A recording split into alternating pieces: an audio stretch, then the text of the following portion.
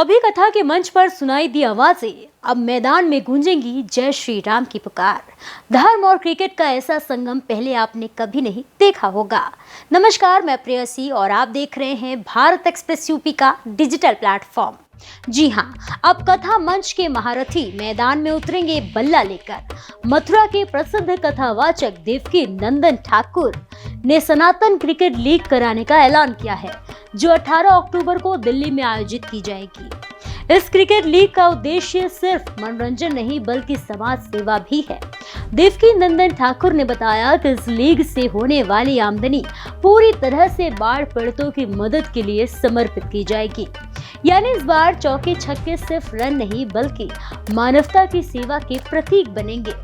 दिल्ली में आयोजित होने वाले सनातन क्रिकेट लीग में कुल 4 टीमें उतरेंगी मैदान पर और इन टीमों पर कप्तानी करेंगे देश के 4 प्रसिद्ध कथावाचक, जो भक्ति के साथ अब खेल का रंग भी बिखेरेंगे।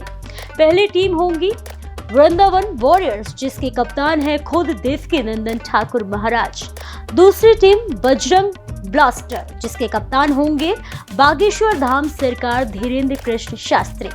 तीसरी टीम राधे रॉयल्स, जिसका नेतृत्व करेंगे इंद्रेश उपाध्याय जी। और चौथी टीम राघव राइडर्स, जिसके कप्तान होंगे चित्मयानंद बापू। इन सभी टीमों में कथावाचक संत समाज के सदस्य और उनके पारिकर शामिल होंगे। हर मैच 10 ओवर का होगा और पूरा आयोजन होगा दिल्ली के पहाड़गंज स्थित कर्नल सिंह स्टेडियम में। देवकी नंदन ठाकुर ने कहा कि इस लीग का नाम सनातनी क्रिकेट लीग रखा गया है और इससे जो भी आमदनी होगी उससे बाढ़ पीड़ितों के घर दीपक जलाए जाएंगे। यानी क्रिकेट मैदान में उठने वाली हर तालियों की गूंज किसी गरीब परिवार की जिंदगी में रोशनी लेकर आएगी। देवकी नंदन ठाकुर ने कहा कि धर्म सिर्फ पूजा पाठ तक सीमित नहीं बल्कि सेवा के माध्यम से समाज को जोड़ने का नाम है। उन्होंने बताया कि इस लीग के जरिए संत समाज एक नया संदेश देना चाहता है कि खेल भी साधना है और सेवा भी धर्म का हिस्सा। देवकी नंदन ठाकुर ने इस मौके पर कहा, अब जय श्री राम के जयकारे सिर्फ भारत तक सीमित नहीं रहेंगे बल्कि पूरे संसार में गूंजेंगे। उन्होंने कहा, राम सबके हैं और सनातन धर्म सभी को जोड़ने वाला है।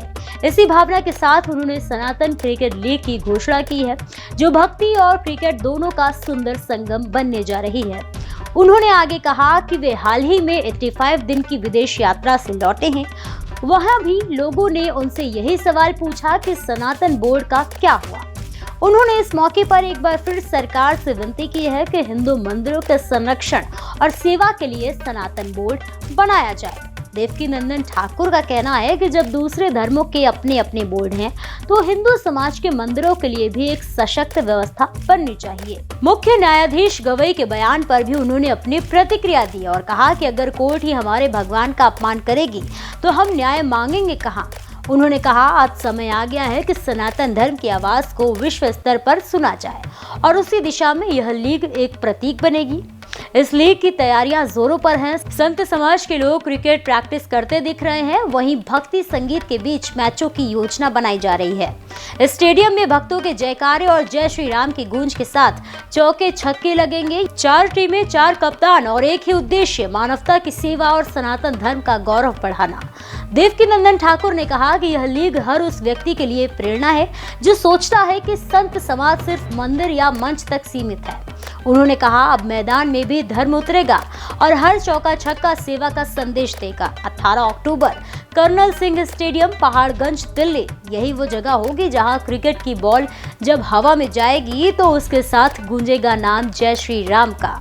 तो तैयार रहिए, क्योंकि इस बार बल्ला बोलेगा धर्म की भाषा में।